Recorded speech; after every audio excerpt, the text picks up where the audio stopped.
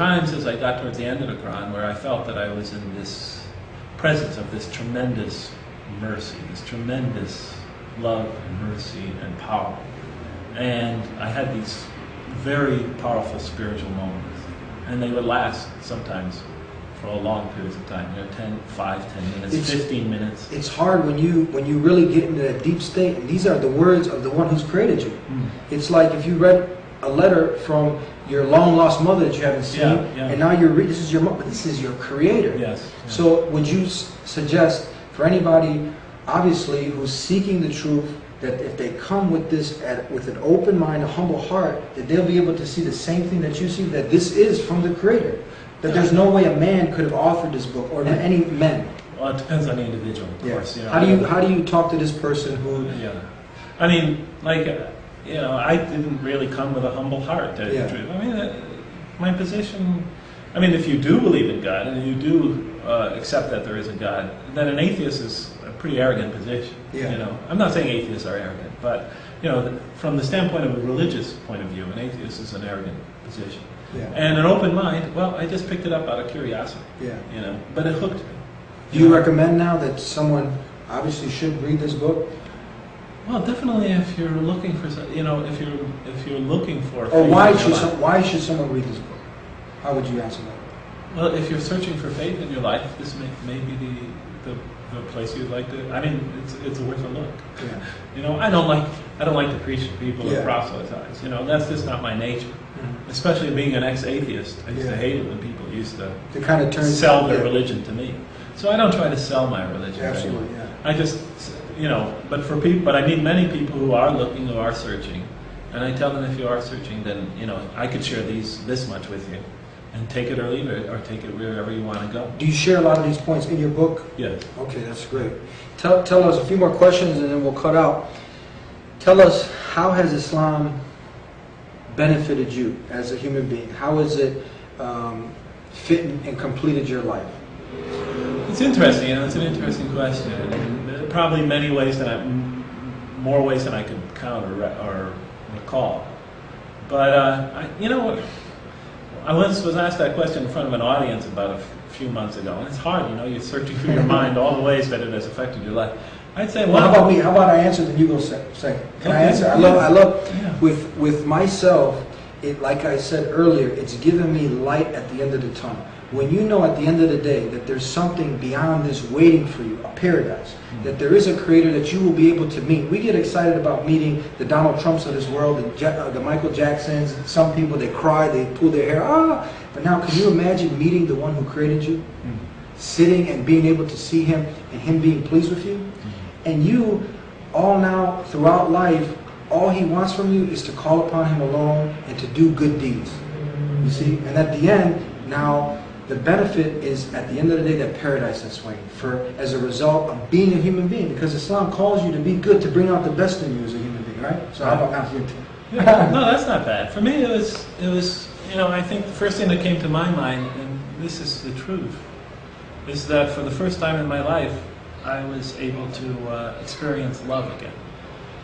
I mean, growing up in a family where you're always worried about the person in your life you love most not being there, you know, or being taken out of it, and also having a father that you grow up you're supposed to love and trust, sort of violating that love and trust.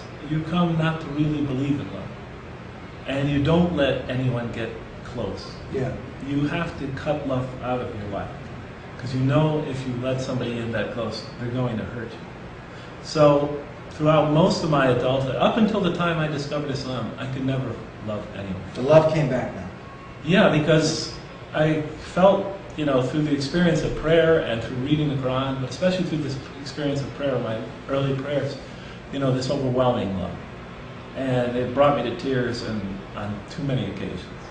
And when I would have these spiritual moments and feel the embrace of that divine mercy, it moved me in ways that I never even thought it could. I discovered a spirituality I didn't even think I had. So the soul now started to heal. Tell me if you agree with me. You don't have to, but if you do, say, oh, you do. All right. All right. I compare it, I make it to like a child A child, if you take it away from his mother, Yes. the child starts to whine and cry. But when you give it back, after it's being passed around to all these different hands, it's whining, you give it back to his mother, and now it rests. Did your soul find rest now?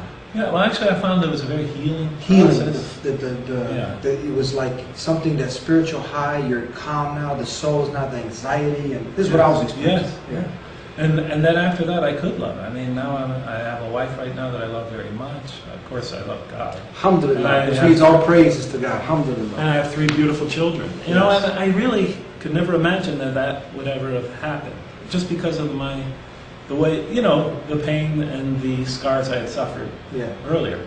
But it was an interesting one, like a child. I remember once after I became a Muslim, I used to love to go to the early morning and then the Maghrib and the Isha, the sunset and the evening prayers a lot. And at that time I understood no Arabic, but I used to love to hear the Quran chanted. It was a powerful experience for me. One of the brothers once saw that I was always coming, and he said, Dr. Lang, I see you always coming to those 3 prayers.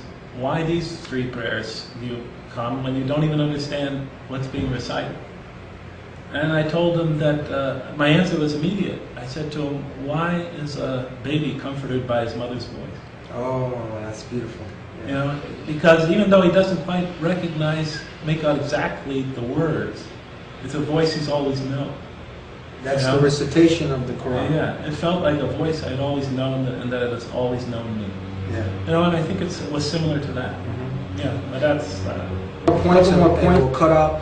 You accept Islam, which, real simple, is when one becomes a Muslim, he just makes a declaration that there's none worthy of worship except the creator of the heavens and the earth, and Muhammad is the finality of the messengers, the seal of the prophets. To name 5 for the greats: Noah, Abraham, Moses, Jesus Christ, and Muhammad, peace be upon them all. It's very simple.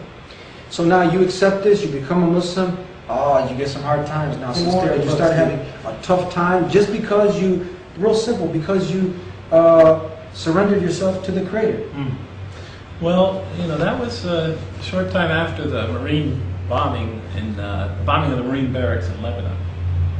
And around that time there was also the Iranian hostage crisis. Yeah. So Americans were not feeling very good about Islam. Yeah. And so, yeah, my friends didn't react very negatively. They just slowly drifted away. And so your friends became non-friends? Yeah, more distant. Distant. Yeah. It was too bad, you know, but I think, you know, I understand. You know, they felt I must have been going through some sort of loss of my mind, or, you know, some sort of personal crisis or something. But you weren't, actually. No. You're just spiritually enlightened. You connected with your Creator. The same person I was the day before, just I had something new in my life. Yeah. And it was, you know, I think it was having a positive impact on me, too.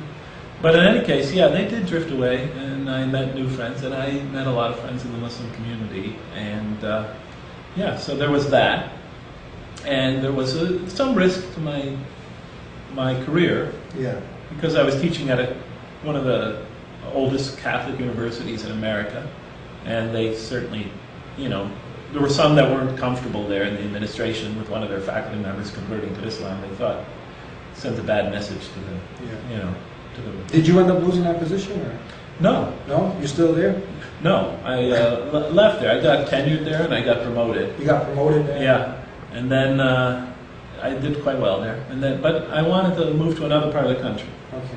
Yeah. So what are you currently doing now? You're still a mathematician, still a doctor? Yeah, I'm a professor at the University of Kansas. You also speak at different conferences, Islamic conferences about Islam, and you're... Yeah, and I write some books on that subject. Yeah. You know, because also I've been, you know, as any convert does, the Muslims who come from overseas to the United States bring their own sort of cultural baggage. Yeah. A lot of, and we got to understand that Islam is not, it's a variety of people from all different race, creeds, and colors, and a lot of times what you see is not Islam. Right. It's an action of some culture that has nothing to do with Islam.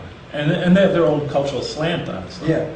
And so they insist that many things are demanded by their religion that are of questionable nature. And so, you know, that struggle. Yeah. You know, the struggle to sort of distinguish between culture and religion, and what is actually required by the religion and demanded by the religion, and what is just more custom or you know, a particular culture's application. You know, that's